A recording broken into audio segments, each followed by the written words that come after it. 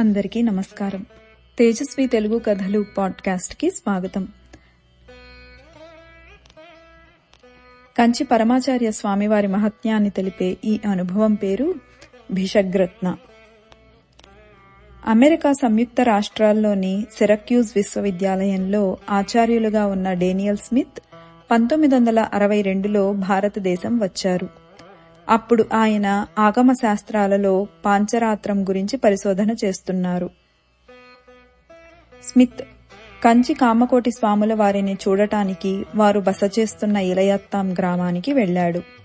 స్వాముల వారిని కలిసినప్పుడు ఏం చేయాలి అని ఆయన ముందుగా ఒక పథకం వేసుకున్నారు. కానీ శ్రీవారిని కలవటం ఎలా? అందుకు ఆయన గుడికి వెళ్లే దోవలో నిల్చోవటం మంచిది అని స్మిత్కు స్థానికులు సలహా ఇచ్చారు. ఆయన అలాగే నిల్చున్నారు. ఇంతలో స్వాముల వారు ఆ దారినే గుడికి వెళ్తూ స్మిత్ను చూశారు. తీరా స్వాముల వారు కనిపించేసరికి స్మిత్ తబ్బిబ్బయ్యాడు. అప్పుడు తాను చేయాలనుకున్నవేవీ ఆయనకు గుర్తురాలేదు.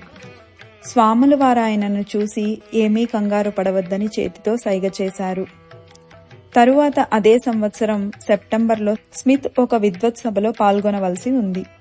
రేపు ఆ సభ మొదలవుతుందనగా స్మిత్కు బంక విరోచనాలు పట్టుకున్నాయి. అసలే అంతమంది పండితుల ముందు తాను ప్రసంగించగలనా లేనా అని అధైర్యపడుతున్న స్మిత్కు మూలిగే నక్క మీద తాటికాయల గ్రహణి దాపురించడంలో బెంబేలు పడ్డాడు. అయితే ఆ రాత్రి 11 గంటలకు స్వాముల వారు పంపించారని ఒక శిష్యుడు స్మిత్ దగ్గరకు వచ్చాడు. అతడు ఒక నిమ్మకాయ తెచ్చి దానిని స్వాముల వారు తినమన్నారని చెప్పాడు. కానీ స్మిత్కు గ్రహణిలో నిమ్మకాయ తినవచ్చో లేదో తెలియదు. తింటే ఇంకా ఎక్కువ అవుతుందేమోనని భయం. దానిని తీసుకొని తర్వాత తింటాలే అన్నాడు. అయితే ఆ వచ్చిన శిష్యుడు అక్కడే మఠం వేసి ఆయన దానిని తిన్న తరువాతనే అక్కడ నుండి కదిలాడు. మరుసటి రోజు స్మిత్ గారి గ్రహణి విచిత్రంగా మాయమైంది. ఇంతకు స్వామికి స్మిత్ గారి గ్రహణి సంగతి ఎలా తెలిసింది? నిమ్మకాయకు గ్రహణి ఎలా తగ్గింది?